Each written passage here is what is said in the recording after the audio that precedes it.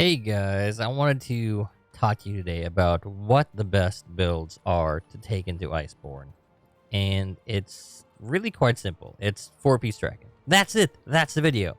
But no, 4-piece Dragon is where you start.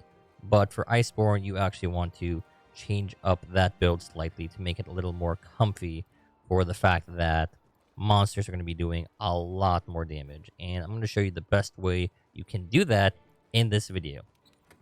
To answer that question specifically, all you want to do is use Guild Cross Circlet, which is an armor piece from arenas. If you don't have it, most people don't like to do arenas, but you're kind of missing out on some really good gear if you don't do them. Specifically, Guild Cross Circlet, pretty much the most optimal helmet you can use for getting 3 levels of divine protection and having enough level 1 slots to add more DPS to your build. So, for Iceborne, most importantly, you want to have 3 health and 3 divine protection. That will save you and help you a lot as you're leveling up. And because you have 3 health and 3 divine protection, you can actually take a 4-piece Dragon build all the way up to 100 MR. 100 MR is probably where you want to stop with using a 4-piece Dragon build, because that's where Tempered Elders come out, and that's where things start to get intense. I personally took this specific 4-piece Dragon build all the way up to 50 MR, and Lunastra at that point was starting to kick my ass, so I switched off and made an actual Iceborne build. But you can actually take this build all the way to endgame. I only recommend that if you want like a really absurd challenge, or if you want to just enjoy pain and misery. But the point is, you can actually take this build to 100 MR pretty comfortably, depending on your skill level.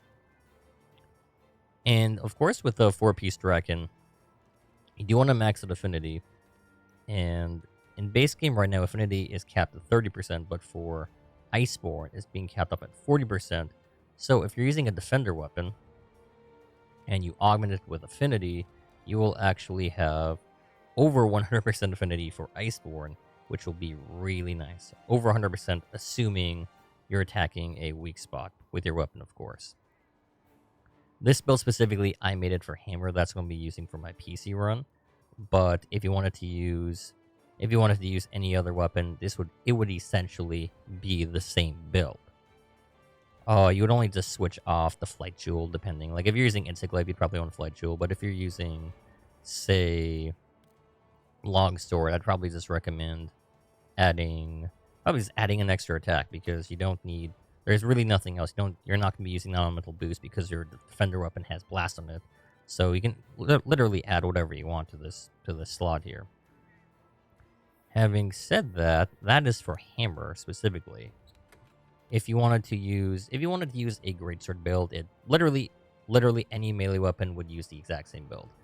If you wanted to use Wyvern Ignition, which I wouldn't recommend still, mostly because defender weapons are just really OP, you can make a Wyvern Ignition build, but honestly, you would be shooting yourself in the foot if you did. So, like, you can use Wyvern Ignition for Iceborne, but you'd be sacrificing a lot of comfiness damage for the sake of just using a Rocket Greatsword, which isn't the worst idea. I would honestly do that too, but I highly recommend using the Defender Greatsword. It is better in every single way. In the event that you aren't using a traditional melee weapon and want to bring something else into Iceborne, for Charge Blade, 4-piece Dragon is also the best build. A lot of people in base game never put affinity in their Charge Blade builds, and honestly, what I learned eventually in base game and definitely in Iceborne is that having max affinity will out DPS just raw attack on your Charge Blade. So this Charge Blade build doesn't have max affinity, but it gets as close as possible to having as much affinity as possible. You won't get 100% affinity in Iceborne, but you'll have enough, because Files will be a good chunk of your damage. Here you have all the necessary Charge Blade skills. You can only get 2 focus unless you want to drop capacity boost for another level of focus, but I do not recommend doing that. 2 focus is really all you need. But this build right here is if you were using Charge Blade, is the build you would want to bring into Iceborne. You have all your charge-based skills, artillery capacity boost, 1 level of guard is all you need really. Defender charge blade, best charge blade. Again, defender weapons are the best by a mile. In fact, your defender weapon will actually take you. Your defender weapon will actually be the best weapon in Iceborne, all the way to about the halfway point of the story.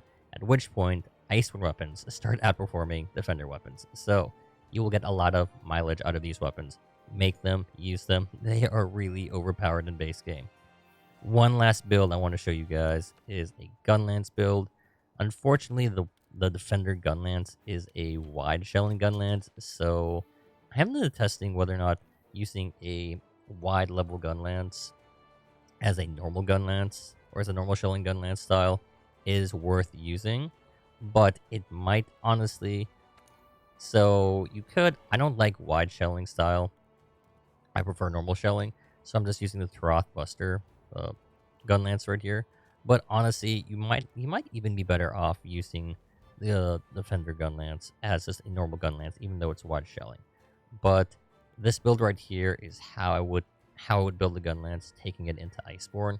You have all your comfy Evade Extender 3, Artillery 3, earplugs.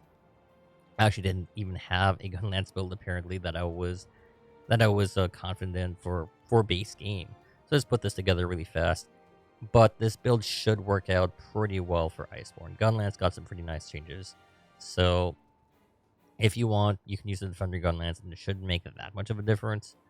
But this is definitely how it would make a Gunlance going into it.